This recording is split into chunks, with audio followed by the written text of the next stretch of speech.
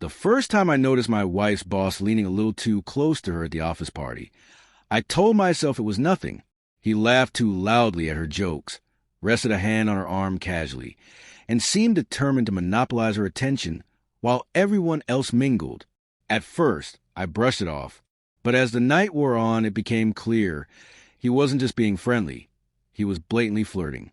My wife looked uncomfortable, but instead of backing off, he got bolder. I stayed back, observing quietly, giving her space to handle it. Yet the more I watched, the hotter my anger grew. He complimented her dress, whispered something that made her shift away, and still didn't stop. Her polite smile was just a mask. Everyone could see she wanted out of the conversation. That's when I realized I couldn't just let it slide.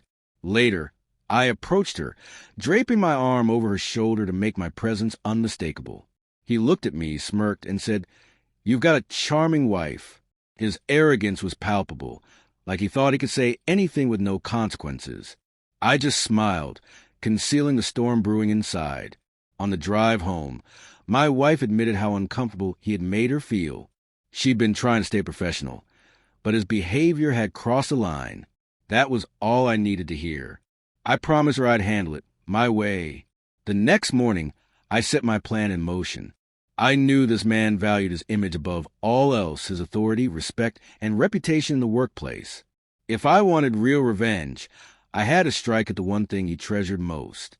I quietly gathered evidence and discreetly asked a few other employees about his conduct.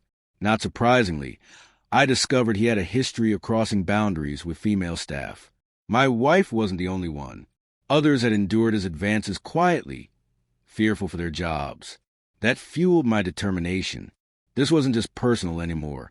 It was about stopping a predator. With careful timing, I recorded him at the next company gathering.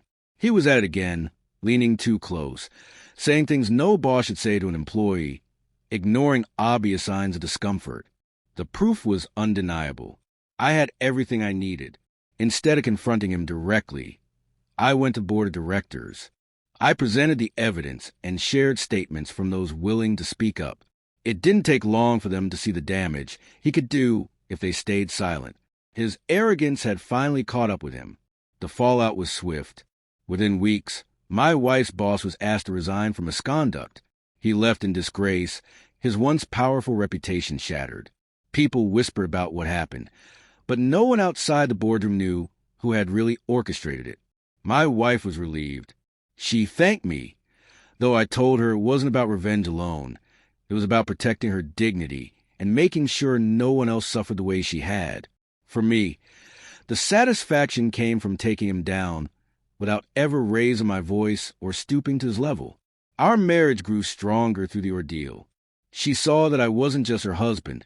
I was her protector, someone who would never let anyone cross the line with her. Seeing the relief on her face made it all worth it. As for her former boss, last I heard, no company wanted to hire him. His arrogance had been exposed, stripped away completely. And every time I think about that smug smirk he used to wear, I can't help but smile, because in the end, I got my revenge. And I did it in a way he never even saw coming.